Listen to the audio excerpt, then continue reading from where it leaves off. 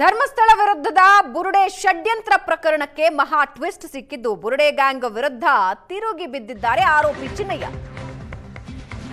ನನ್ನೊಬ್ಬನ ಬಂಧನ ಯಾಕೆ ಅಂತ ಪ್ರಶ್ನಿಸಿ ಹೈಕೋರ್ಟ್ಗೆ ಅರ್ಜಿ ಸಲ್ಲಿಸಿದ್ದಾರೆ. ಧರ್ಮಸ್ಥಳ ವಿರೋಧಿ ಷಡ್ಯಂತ್ರ ಪ್ರಕರಣದಲ್ಲಿ ಅರೆಸ್ಟ್ ಆಗಿದ್ದ ಚಿನ್ನಯ್ಯ ನನ್ನೊಬ್ಬನ ಅರೆಸ್ಟ್ ಮಾತ್ರ ಯಾಕೆ ಅಂತ ಪ್ರಶ್ನಿಸಿದ್ದಾರೆ. ಸೂತ್ರಧಾರರ ವಿರುದ್ಧ ಕ್ರಮ ಯಾಕಿಲ್ಲ ಅಂತ ಹೈಕೋರ್ಟ್ನಲ್ಲಿ ಚಿನ್ನಯ್ಯ ಪ್ರಶ್ನಿಸಿದ್ದು ಹಿರಿಯ ವಕೀಲ ವಿವೇಕ ಸುಬ್ಬಾರೆಡ್ಡಿ ಮೂಲಕ ಚಿನ್ನಯ್ಯ ಅರ್ಜಿ ಹಾಕಿದ್ದಾರೆ. ನ್ಯಾಯಮೂರ್ತಿ ಸೂರಜ್ ಗೋವಿಂದರಾಜು ಪೀಠದಲ್ಲಿ ಚಿನ್ನಯ್ಯರ ಅರ್ಜಿ ವಿಚಾರಣೆ ನಡೆದಿದ್ದು ಚಿನ್ನಯ್ಯನ ಅರ್ಜಿ ವಿಚಾರಣೆಗೆ ಅಸ್ತು ಅಂತ ಹೈಕೋರ್ಟ್ ಪೀಠ ಹೇಳಿದೆ.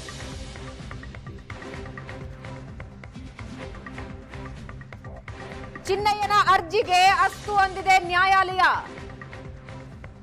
ಸರ್ಕಾರ ಮತ್ತು ಎಸ್ಐಟಿಗೆ ನೋಟಿಸ್ ಜಾರಿ ಮಾಡಿದೆ ನ್ಯಾಯಾಲಯ.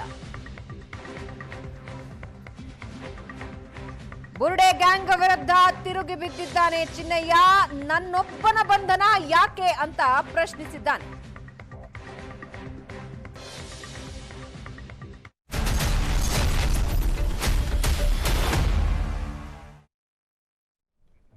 ಇನ್ನು ಹೈಕೋರ್ಟ್ನಲ್ಲಿ ಇಡೀ ಕೇಸ್ನ ಎಳೆಯಾಗಿ ಬಿಚ್ಚಿಟ್ಟಿದ್ದಾನೆ ಆರೋಪಿ ಚಿನ್ನಯ್ಯ. ನನ್ನ ಪಾಡಿಗೆ ನಾನಿದ್ದೆ, ಇವರೇ ಒತ್ತಾಯ ಪೂರ್ವಕವಾಗಿ ಕರೆತಂದ್ರು ನನ್ನ ಪಾಡಿಗೆ ನಾನಿದ್ದೆ, ಇವರೇ ಒತ್ತಾಯ ಪೂರ್ವಕವಾಗಿ ಕರೆತಂದ್ರು, ನಾನು ಬೇಡ ಅಂದ್ರು ದುಡ್ಡು ಕೊಟ್ಟು ಸುಳ್ಳು ಹೇಳಿಸಿದ್ರು ಅಂತ ಚಿನ್ನಯ್ಯ ಹೇಳ್ತಾ ಇದ್ದಾನೆ. ಆಮಿಷ ಮತ್ತು ಬೆದರಿಕೆಯಿಂದ ಧರ್ಮಸ್ಥಳದ ವಿರುದ್ಧ ಆರೋಪ ಮಾಡಿಸಿದ್ರು. ಹಣದ ವಹಿವಾಟು, ಪ್ರಯಾಣದ ಮಾಹಿತಿಯನ್ನ ಚಿನ್ನಯ್ಯ ಬಿಚ್ಚಿಟ್ಟಿದ್ದು, ನಗದು ಹಣ ಪತ್ನಿಯ ಅಕೌಂಟ್ಗೆ ಹಣ ಹಾಕಿದರ ಬಗ್ಗೆ ಕೂಡ ಹೈಕೋರ್ಟ್ಗೆ ಮಾಹಿತಿ ಕೊಟ್ಟಿದ್ದಾನೆ ಚಿನ್ನಯ್ಯ. ಬೇಡ ಅಂದ್ರು ನನ್ನ ಕೈಯಲ್ಲಿ ದುಡ್ಡು ಕೊಟ್ರು, ನನ್ನ ಕೈಯಲ್ಲಿ ಸುಳ್ಳು ಹೇಳಿಸಿದ್ರು ಅಂತ ಹೇಳ್ತಾ ಇದ್ದಾನೆ.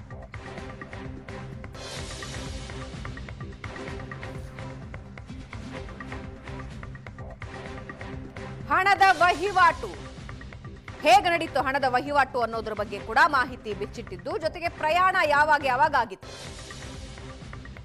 ಈ ಎಲ್ಲದರ ಬಗ್ಗೆ ಚಿನ್ನಯ್ಯ ಮಾಹಿತಿ ಬಿಚ್ಚಿಟ್ಟಿದ್ದಾನೆ. ಹೈಕೋರ್ಟ್ನಲ್ಲಿ ಇಡೀ ಕೇಸ್ನ ಎಳೆಯಾಗಿ ಆರೋಪಿ ಚಿನ್ನಯ್ಯ ಬಿಚ್ಚಿಟ್ಟಿದ್ದು, ನಾನು ಪಾತ್ರಧಾರಿ ಅಷ್ಟೇ, ಸೂತ್ರಧಾರರು ಇವರು.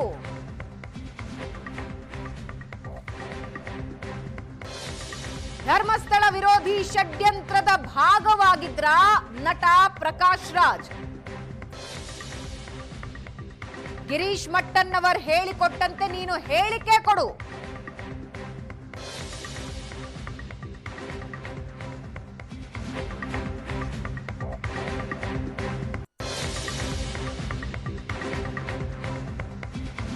ಇಪ್ಪತ್ತೊಂಬತ್ತನೇ ತಾರೀಕು ಬಂದು ನಿನ್ನನ್ನ ಅಪ್ಪಿಕೊಳ್ತೇನೆ ಎಂದಿದ್ದ ಪ್ರಕಾಶ್ ರಾಜ್ ತಮಿಳಿನಲ್ಲಿ ಹೇಳಿದ್ರು ಅಂತ ಅರ್ಜಿಯಲ್ಲಿ ಚಿನ್ನಯ್ಯ ಉಲ್ಲೇಖಿಸಿದ್ದು. ಜಯಂತ ತಿಮರೋಡಿ, ಮಟ್ಟಣ್ಣವರ್, ವಿಠ್ಠಲ್ ಗೌಡ ಹೆಸರು ಪ್ರಸ್ತಾಪ ಮಾಡಿದ್ದಾರೆ. ಇಷ್ಟೆಲ್ಲ ಜನ ಷಡ್ಯಂತ್ರ ಹೆಣದ್ರು, ಆದ್ರೆ ಜೈಲಿಗೆ ಹೋಗಿದ್ದು ನಾನೊಬ್ಬನೇ.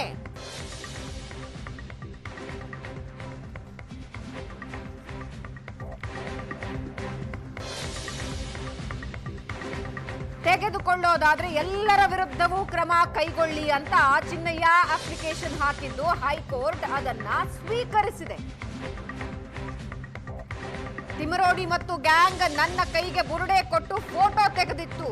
ಸುಜಾತಾ ಭಟ್ ಜೊತೆ ದೆಹಲಿಗೆ ಕರೆದೊಯ್ದು ಕಂಡಲ್ಲಿ ಸಹಿ ಹಾಕಿಸ್ಕೊಂಡ್ರು ನಮ್ಮ ಕೈಯಲ್ಲಿ. ಹೈಕೋರ್ಟ್ಗೆ ಸಲ್ಲಿಸಿದ ರಿಟ್ ಅರ್ಜಿಯಲ್ಲಿ ಆರೋಪಿ ಚಿನ್ನಯ್ಯ ಗಂಭೀರ ಆರೋಪ ಮಾಡ್ತಾ ಇದ್ದಾನೆ.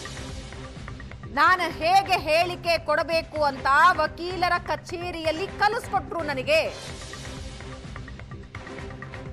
ಹೇಳಿಕೊಟ್ಟಂತೆ ಕೇಳದೆ ಇದ್ರೆ ನಿನ್ನ ಹೆಂಡತಿನ ಕೊಲ್ತೀವಿ ಅಂತ ಬೆದರಿಸಿದ್ರು.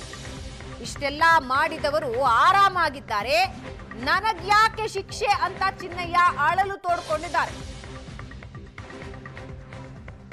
ನನ್ನನ್ನ ಒತ್ತೆಯಾಳಿನ ರೀತಿ ಇರಿಸಿಕೊಳ್ಳಲಾಗಿತ್ತು. ತಪ್ಪು ಹೇಳಿಕೆ ಕೊಟ್ರೆ ಅದೇ ಜಾಗದಲ್ಲಿ ಹೂಳ್ತೀವಿ ಅಂತ ನನಗೆ ಬೆದರಿಕೆ ಹಾಕಿದ್ರು. ಹೈಕೋರ್ಟ್ಗೆ ಸಲ್ಲಿಸಿರೋ ರಿಟ್ ಅರ್ಜಿಯಲ್ಲಿ ಆರೋಪಿ ಚಿನ್ನಯ್ಯ ಆರೋಪಿಸಿದ್ದಾನೆ.